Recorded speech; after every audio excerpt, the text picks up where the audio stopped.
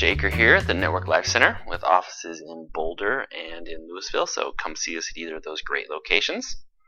'Tis the season right now where everyone starts getting sick, right? It's the flu season.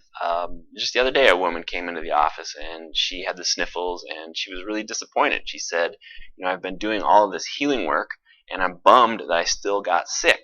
So, she was seeing it as a problem. Well, my experience tells me that in general, we're really confused about what getting sick really is.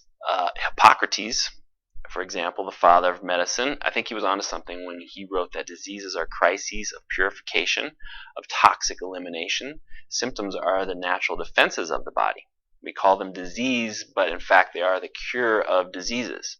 So that's pretty interesting. Like, how does that work? How are symptoms the cure of diseases? Well, I think what he was referring to something that I've discovered in my work here, which is that getting sick plays a role in a larger process of healing in our bodies and lives. And somewhere along the line, we've kind of lost sight of that bigger picture. We stopped trusting life and we stopped trusting our bodies, and more we started taking our cues from something outside of ourselves.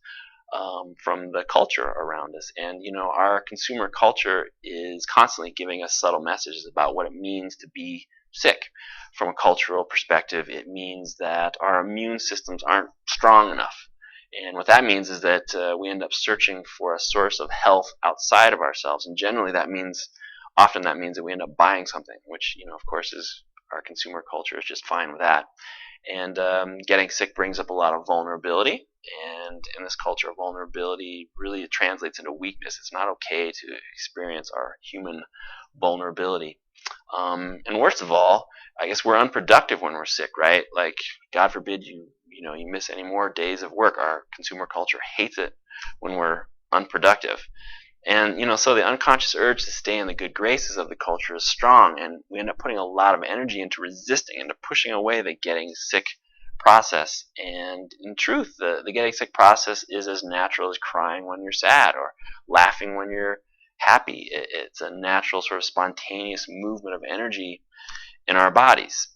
When we get sick, our bodies are urging us to stop and pay closer attention to ourselves, rest, and nurture ourselves during a process of reorganization.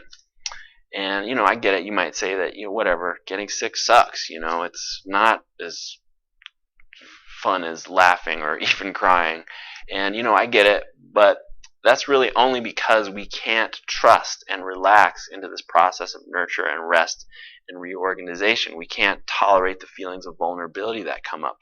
We're pushing things away. And when we look to our consumer culture for help, it says, hey, you're not getting anything done here. Like, get off your butt.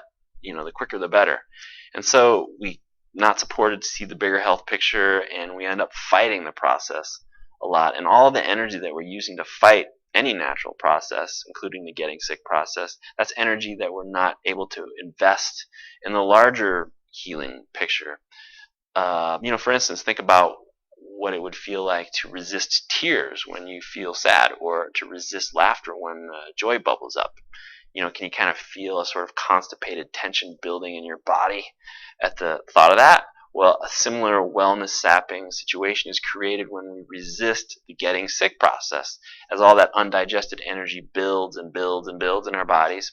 The greater the pressure created by the unprocessed energy, the more resources we have to use to resist that. And then the greater the intensity of the getting sick process when we do finally surrender to it, or however the healing crisis looks.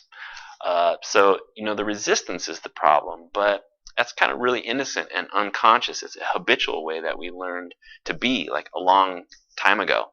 And we can't make a different choice until we're actually aware that there are other options. And the way that we notice that we bring our attention to what's happening. This stuff starts to come to the surface when we make the decision to bring our kind attention to our bodies through things like eating well and yoga and meditation and healing modalities like the work that we're doing here at the Network Life Center, of course. When more of your attention is allowed to rest in your body, you actually find that you're not going to get sick. And, the power of connecting with life force energy in the body, that's the best immune booster there is. But if and when you do get sick, you're more apt to see it and feel it as a natural process of organization that's being organized by something bigger than you, and something that has your highest good in mind, and you're not so apt to fight it. And that energy, we are more have more access to more well-being in our lives as a result. So if you have found this video interesting, please like it, please share it, please pass it along to anyone who might need it this flu season, and I look forward to seeing you in the next video.